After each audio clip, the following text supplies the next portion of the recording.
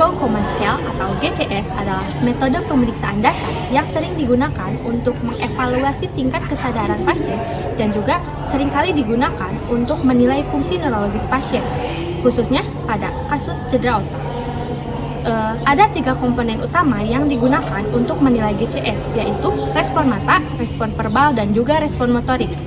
Tujuan dari pemeriksaan Glaucoma Scale yaitu untuk menilai tingkat kesadaran atau keparahan cedera pada seseorang yang mengalami gangguan cedera kepala atau gangguan neurologis lainnya.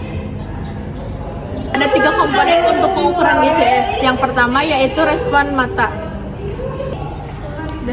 Respon mata memiliki skor 4. Yang pertama yaitu tidak membuka mata sama sekali terhadap rangsangan apapun, skor 1. Membuka mata sebagai respon terhadap rangsangan nyeri atau bangsaan memiliki skor 2. Dapat membuka mata sebagai respon terhadap perintah verbal yaitu skor 3. Dapat membuka mata secara spontan yaitu skor 4. Kemudian yang kedua yaitu respon verbal. Komponen ini mengevaluasi respon pasien dalam memberikan respon verbal atau kata-kata terhadap rangsangan. Respon verbal memiliki skor 5. Yang pertama yaitu pasien tidak memberikan respon verbal terhadap rangsangan apapun memiliki skor 1. Pasien hanya dapat mengeluarkan suara yang tidak dapat dipahami yaitu skornya 2. Pasien memberikan respon tidak sesuai dengan instruksi atau pertanyaan yaitu skor 3. Pasien bingung atau disorientasi, tidak mengetahui waktu atau tempat mereka berada saat itu, bahkan kadang tak mengenali identitas sendiri, namun masih bisa menjawab pertanyaan memiliki skor 4. Pasien sadar dan merespon pertanyaan dengan benar memiliki skor 5. Kemudian yang terakhir yaitu respon motorik. Komponen terakhir dalam GCS adalah respon motorik yang menilai gerakan fisik terhadap rangsangan. Respon motorik memiliki nilai 6. Yang pertama, pasien tidak memberikan respon motorik terhadap rangsangan apapun. Yang kedua, pasien menunjukkan gerakan ekstensi sebagai respon terhadap rangsangan. Kemudian yang ketiga, pasien menunjukkan gerakan fleksi sebagai respon terhadap rangsangan. Kemudian yang keempat, terjadi fleksi atau pasien menarik atau menghindari rangsangan nyeri. Dan yang kelima, pasien dapat mengarahkan gerakan ke sumber rangsangan nyeri. Dan yang terakhir, pasien dapat melakukan gerakan sesuai perintah. Indikasi pemeriksaan sistem motorik adalah untuk menilai kekuatan dan gerakan otot. Contohnya pada kasus cedera otak traumatik, stroke, Guillain-Barré syndrome, multiple sclerosis, dan myasthenia gravis.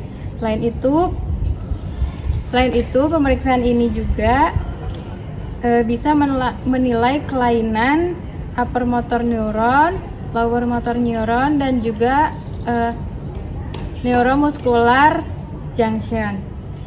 Gangguan sistem motorik menyebabkan kelainan yang cukup spesifik pada anggota gerak tubuh. Secara anatomi, sistem yang menyusun pergerakan neuromuskular terdiri dari unsur saraf sebagai berikut. Yang pertama ada neuron tingkat atas atau upper motor neuron, yaitu neuron yang dimulai dari korteks motorik dan berakhir di sumsum tulang belakang. Yang kedua ada neuron tingkat bawah atau lower motor neuron, yaitu neuron yang dimulai dari sumsum tulang belakang menuju otak.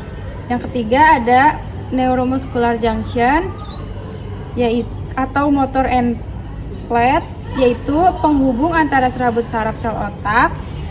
Pada neuron muscular junction, impuls saraf akan disampaikan untuk menghasilkan gerakan otot yang disebut sebagai impuls motorik.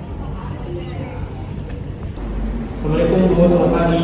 Waalaikumsalam pagi. Ibu dan keluarganya Bu? Ya, Bisa sebutkan nama pasiennya Bu?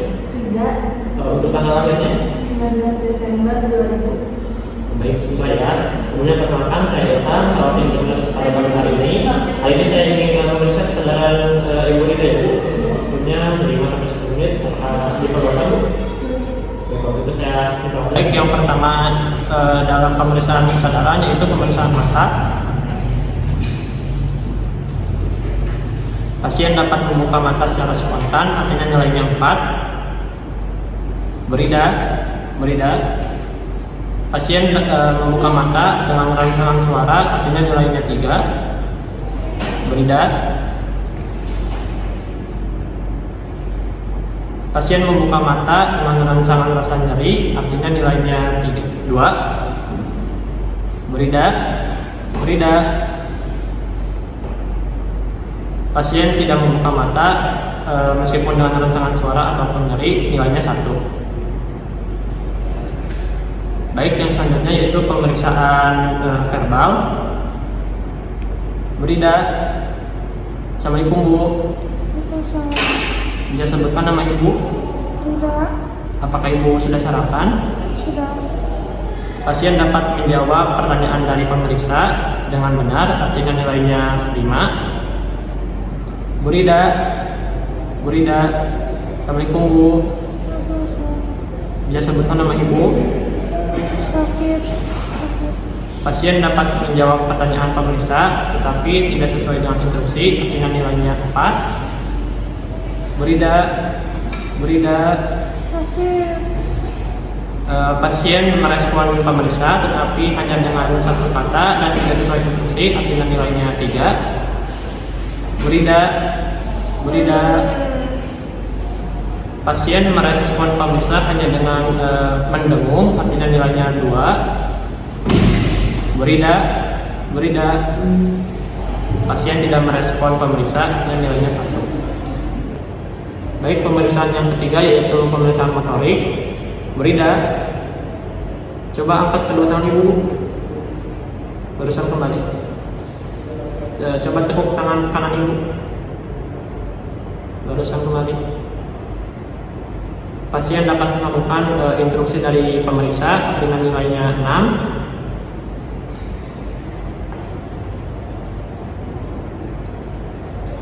Pasien dapat menunjuk pada rasa sakit, artinya nilainya 5.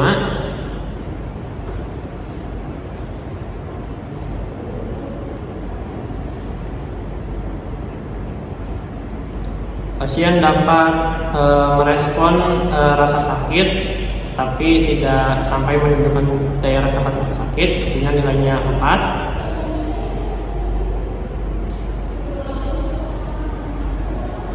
Pasien tidak dapat menjangkau daerah yang diberi rangsangan rasa sakit, artinya nilainya 3.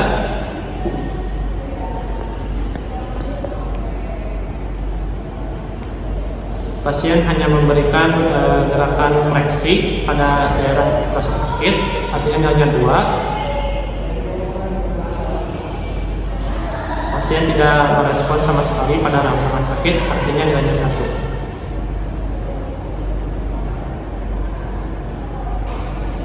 Alhamdulillah Bu, pemeriksaannya sudah selesai. Nanti saya akan kembali ke sini untuk memberi obat kepada Ibu ya Bu. Sebelumnya apakah ada pertanyaan Bu? Tidak. Baik, bila Ibu mengenal sesuatu, Ibu bisa memanggil perawat di ruang rawat ya Bu. Saya pamit. Assalamualaikum.